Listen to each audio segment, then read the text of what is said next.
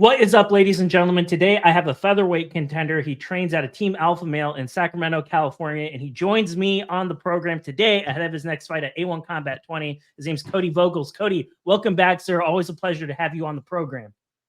What's up, my man? Thank you so much for having me. It's great to be back on. Been a while since we chatted, so it'll be fun to catch up on some stuff. Yes, sir. Well, let's go back. A1 Combat 15. You fought a tough dude, Ernie Juarez, and this was a matchup I looked at and I was like, man, a really good fighter is going to lose in this contest. This is going to be fireworks. I want to see what's going to happen. Yeah. The dust has settled. I'm sure you've watched that fight a million times. Take me back to that fight, the good, the bad, the ugly. What was something that you identified in that fight that you didn't like, that you needed to work on, and what were some of the positives as well? Okay, let's start off with the positives. From the Ernie fight. The Ernie fight was a learning lesson. It was a great fight. It was a great experience. Both of us putting our records on the line. Came out there hot and heavy, wanting to take his head off, like I always do. That's what people can expect. But at the same time, also learned a lot from doing that. Definitely got to slow things down. And especially against, high-level competition like that. We went back to the drawing board, changing up some things that, you'll definitely see May 17th here coming up. But, man, taking that loss from Ernie at A1, what was it? A1 18? 15, yeah. Man, that's crazy. A1 15, and we're already at A1 20.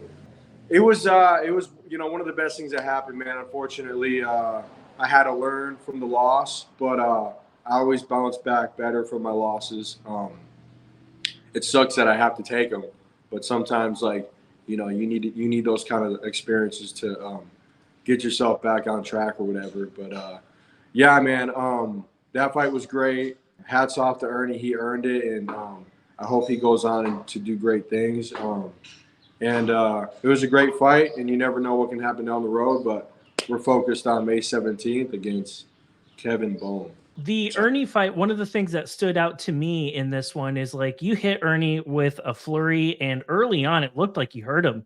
And I was curious, you go up against a guy of his caliber. Ernie Juarez is one of the top featherweight prospects in the country, and you hurt him badly. And there was a moment there where it's like, oh man, he might be going away. And does that kind of give you confidence and kind of reassure yourself that, you know what, I went out there, may not have gotten the result, but I did have my moments against a top guy like that, and I know I have what it takes to make it to the next level? Yes, sir. Yeah, man, just being in the room that I'm in over at Alpha Male, and then going against competition like Ernie, those 209 guys, they're all tough as hell. Sometimes you need that kind of fight to kind of remind yourself, yeah, I do belong here. Even though, the fight didn't go my way, all I got to do is pick my shots better and land cleaner. And, I know I could take anybody out, and a lot of it's just mental, man. It's it's fucking all mental, dude. I know that, if I come in 100% mental, that fight, every fight in the past is just going a different way. But, just cleaning up my striking and stuff like that. I know if I can land on anyone's chin, it's over, bro. So it's just I can't wait to show that May 17th and just be a sniper in there, man. I can't wait, dude. Well, here we go. The last fight was in November. Here we are, flash forward to May. Was the time away from competition, was that beneficial at all to you? Because I look back at your record, you're one of the more active guys on the West Coast. You fought in 2023 against Chris Pena, and then you were very active in 2022 and also 2021. So one of the more active guys. Did the time away help you at all? Absolutely. The time away definitely helped. Believe it or not, I wanted to be more active, but it's just finding matchups, dude. You just can't, people just don't want to fight based on the kind of fighter, the gym, all that stuff. I wanted to fight in March, but it just never panned out. And So that's why it's been a little time away. But hey, everything happens for a reason. I utilize the time off to learn and grow mentally, physically. Um, not drinking, just dialing in, man. Just dialing in fully. You know, when I had fought Ernie going through the camp, I was working full time, and I was balancing work life and training like a lot of us are. And you gotta do what you gotta do. But I've kind of taken a step back on work and just committed full time to this. And my work fully supported that. And I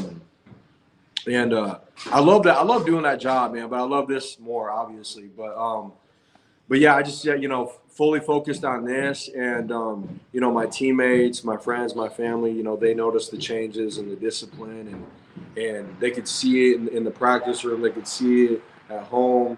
That's why I'm just excited. You know, in a couple weeks, like I think y'all will see for sure. When his name was offered to you on the bout agreement, were you surprised, or is this kind of what you were expecting? Was I surprised to get offered Kevin? No, man. Honestly, just to be honest, I haven't heard of Kevin until like my manager said, "Hey, this is the next guy." I was like, "Yeah, let's go." And I you know, started looking him up, and I seen that he fought some Kamaka and shit. I thought that was cool, man.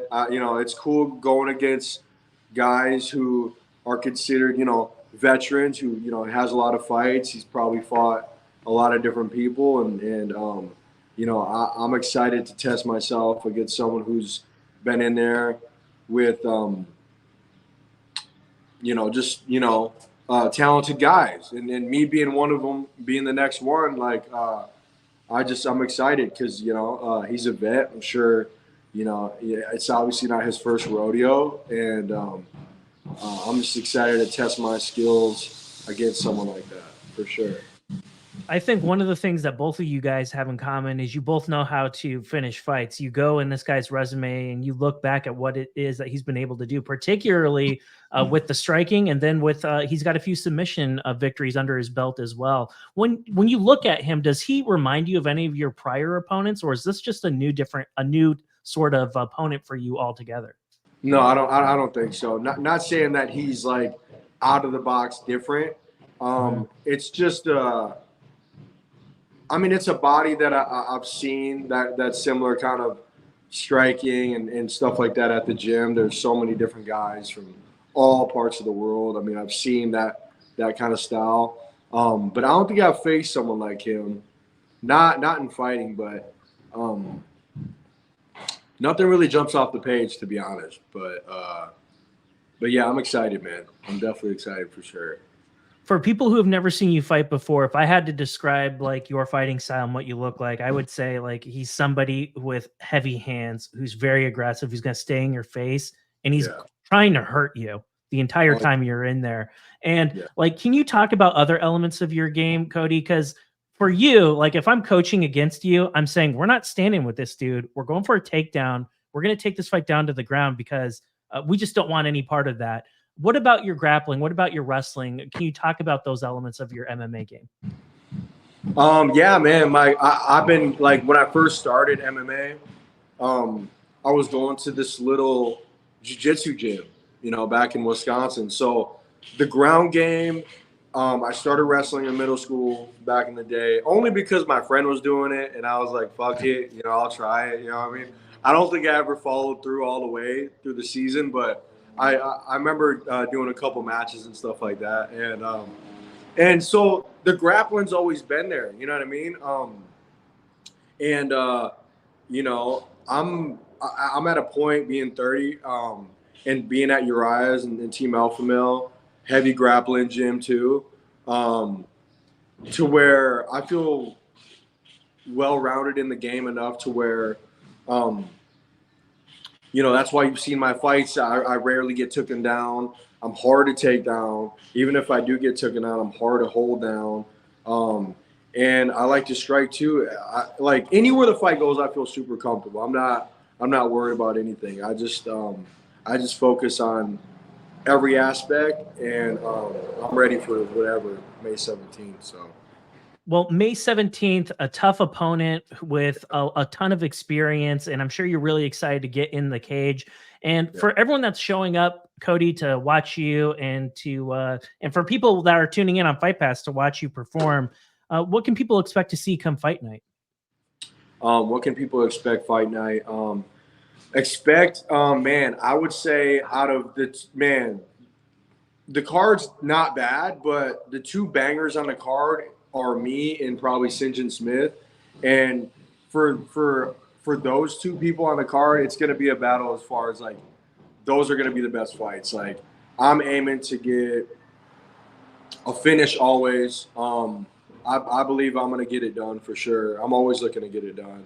And I think it's going to be an all-out war. People can expect absolute fucking violence for sure from round 1 to round 3 if it goes that far.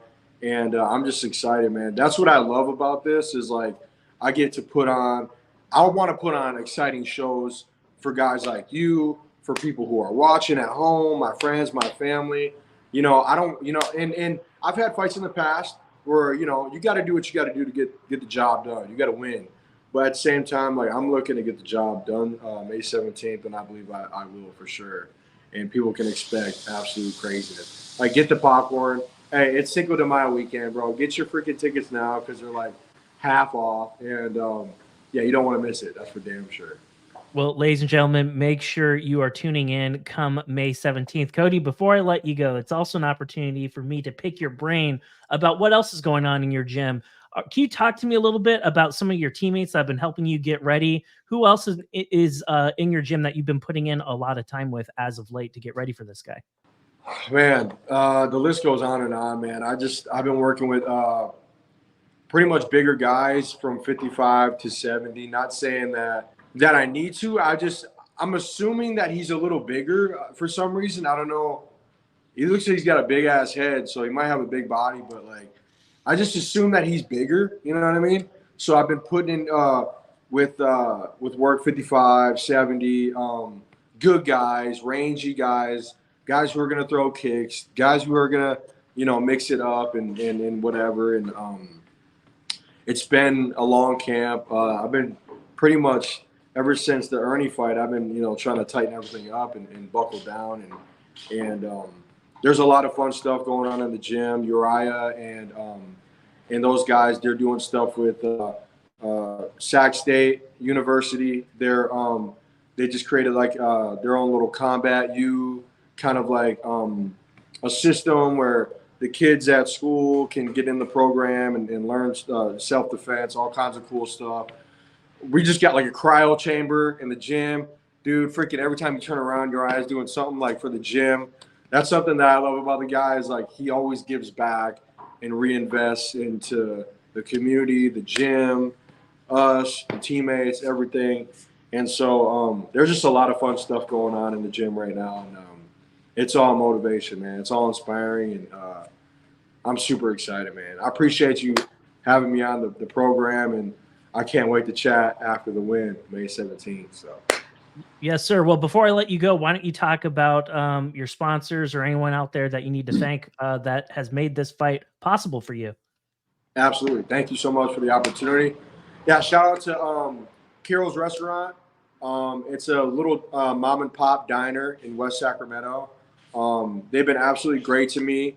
When I moved out to Sacramento 10 years ago, I was looking for a job, and the owner gave me a job, and I was washing dishes. Humble beginnings, and it was at the perfect time. I needed a job, I needed some money, and he gave me the job. And he also sponsored me for this fight, and also OK Tire over off Auburn Boulevard in Sacramento. It's an automotive place. I've been going there. Me and the wife have been going there for 5 years, and they've been great to us. They've been they go above and beyond as far as customer service. If you got to leave your car there for a while, they'll give you a ride home for free. They offer so many different things, and they've been great. So shout out to Mark over at OK Tire. My sponsor, Pierce Labs, protein, supplements. These guys been sponsoring me for a while. They hook it up on all that stuff. If you're a fighter or just you like to work out, everybody knows like the supplements aren't cheap, and these guys have been absolutely amazing to me. Same with Value Performance. The sea moss, they've been hooking me up. It's amazing. We're kind of in like the flu allergy season, and the sea moss has been money. It's been helping me out with that stuff. But yeah, other than that, if I'm missing you, I'm sorry. Shout out to Team Alpha Male. Shout out to Mom's Basement Podcast. I love you guys. Shout out to A1. I'm super excited. May 17th. Come watch me put someone's lights out. I can't wait.